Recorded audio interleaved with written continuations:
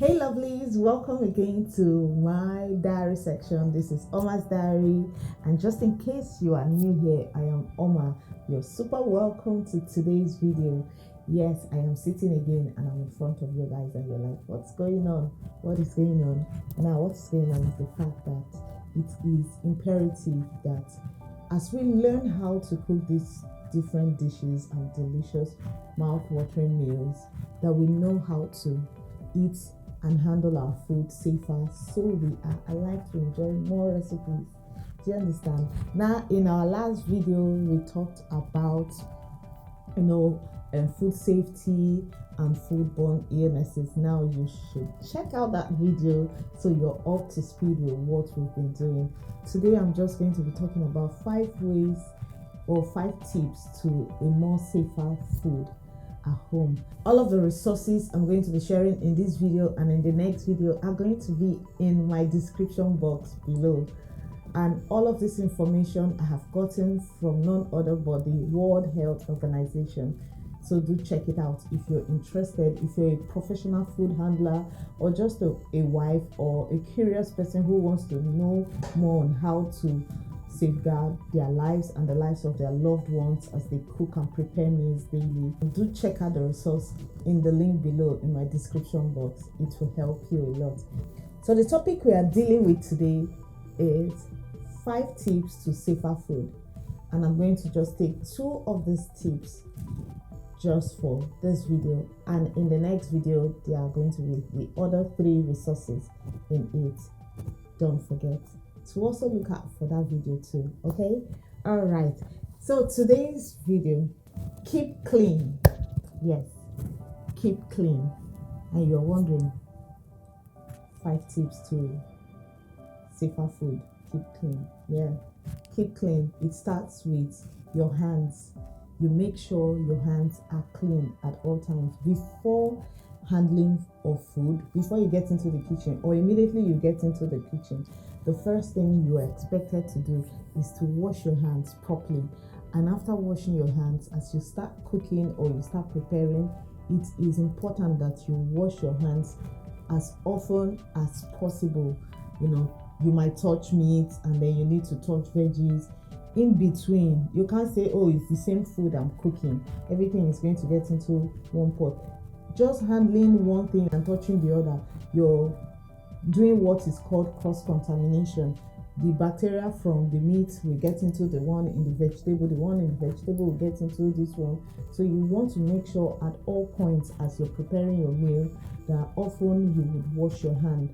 This will help in the prevention of foodborne disease or even cross-contamination of any kind of fungi or bacteria from one meal to the next, or from one ingredient to the next one. You get.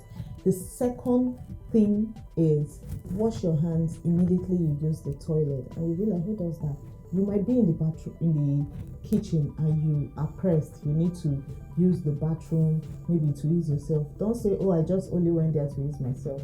You need to come back and wash your hands properly before you get on with touching anything. Even if it was just to turn the soup, you must make sure your hands are washed so you don't transfer bacteria from the bathroom into your meal. You get me?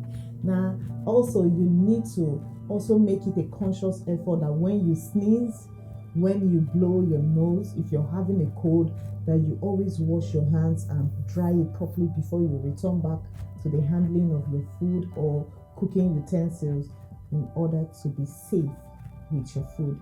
You get me?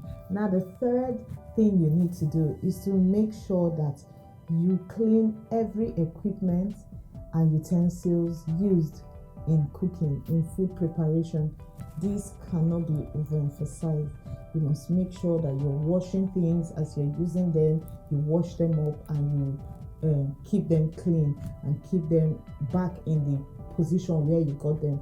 Because I notice even as I cook that I have fallen prey to this, or more like I have been one of such people who would always then cook and just pile it, cook and pile it. I notice it's kind of tiring. By the time you're done cooking, you're exhausted, you can't clean, then you have a mess on your hand. So it's good and safe practice is to wash as you go along with your cooking. So as you finish cutting your vegetables and you need to do something else, immediately just run it through the tap with soapy water, wash and keep it aside. You are done with your meat, wash and keep aside. That way you will have less mess on your hand and you'll be more relaxed and your kitchen will be safe.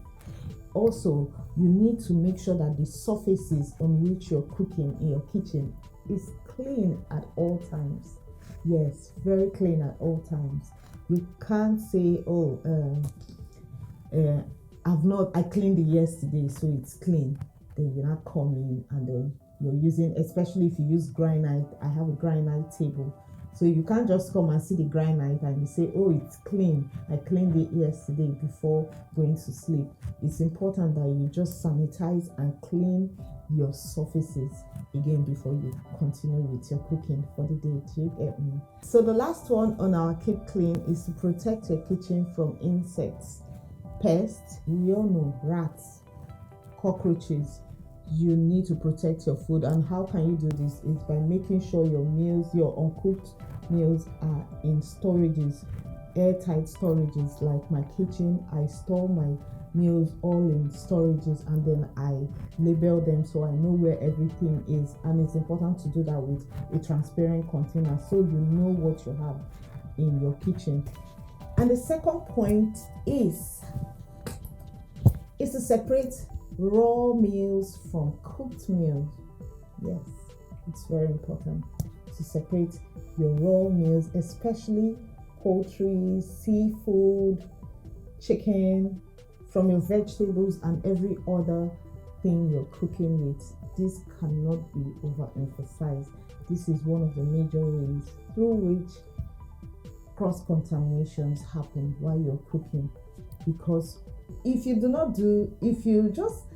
just carry the meat, the same cutting board that you used for your chicken, after cutting the chicken, you now use that same cutting board to cut your vegetables, cut your garlic, then the chicken is out of the pot, you now transfer it back on top of that cutting board. Darlings, you're about to visit the toilet or the clinic. One of these is about to happen, because this is how cross-contamination of fungi, bacteria happen in food. And you might think, oh, they're all going into one pot. Yes, they are, but please keep them separate while they are at that point of going into the same pot. Just make sure that they stay separate. And one major way you can keep your meals separate is to probably keep your fresh produce, your fresh poultry or seafood, chicken, whatever, in containers, and the cooked ones in containers. What I mean by it is not just letting things lie on surfaces or littered in your kitchen, because you might just forget and you keep maybe a spoon that you're using to cook something and you keep it on top of some, maybe you're looking for a way, you want to get something off the fire and you quickly just bring out the spoon and you drop it on something raw or something else, and you just drop it there, and the next thing you forget yourself and you pick the spoon and you put it back. These are ways, because see, you are human and you might think, oh, it can never happen. It does happen. It might be an emergency, something is almost burning, you need to check something, or something is just going on. Things happen in the kitchen. That's why it's the kitchen. It's tough in there, baby. So you need to arm yourself with all form of safe protocols by making sure your raw produce are in different containers, covered or kept aside until you're ready to use them. Another form of keeping your produce safe is to have different color themed boards for cutting things. I'm going to put a picture up here or here for you to see what I mean by that. It's beautiful. I know it might look expensive, and in my head I was thinking of the clutter. Oh my goodness, having 6 boards or something. I also thought of the fact that how about I create, it's a 6 board kind of protocol where you have a particular board and color for beef or for meats, raw meat, cooked meat, vegetable, salads, and for any other thing you need to do. I think it's about 6 for fish, so you have about 6 boards for cutting this, and they come in colors, so they are color coded, so you just know. And you can also kind of what they call like engrave fish on it, meat on it, cooked produce, vegetable, that way. So if you're not at home and you tell someone, oh, or you're not the one getting it, you say, please cut vegetable, you see the vegetable cutting board, check for the vegetable cutting board is a red color, the person would use that, so you're not cross-contaminating your meals by using the same board for everything. You might say, oh, I can't afford a 6 board, 6 chopping board, and it's going to be lots of clutter in my kitchen. By all means, the one you have, make sure you wash it properly. It would be nice to buy a cutting board that is a double-sided cutting board. That way you can now label this front to be beef, the back can be fish. Then once you're cutting anything beef, it is on this side. When you turn it is on the other side. So if you can do 3 boards, those 3 boards can work for the 6 different things that we likely use our cutting boards for in the kitchen. I hope I've made that clear.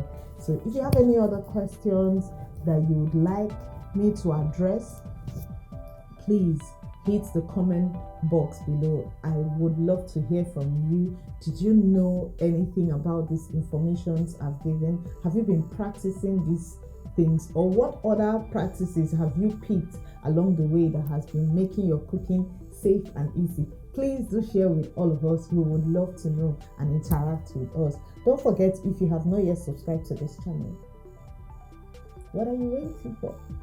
What exactly are you waiting for? Hit the subscribe button below and turn off the bell sign so you get a notification for every video I upload. And don't forget, please don't forget to like, share. Freely I've given, freely you share. I love you guys. I'll see you in the next video. Bye.